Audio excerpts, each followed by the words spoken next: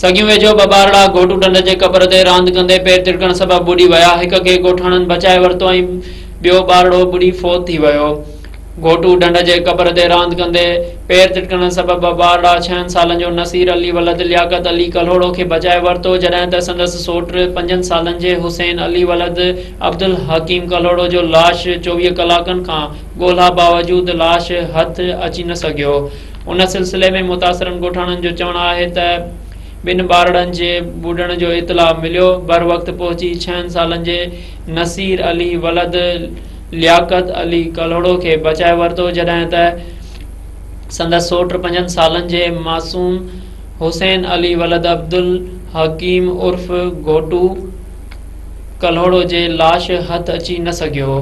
हिननि मुतालबो कयो त फौरी तौर ते सरकारी टोबा घुराए मासूम ॿार जी लाश जी ॻोल्हा में मदद कई वञे।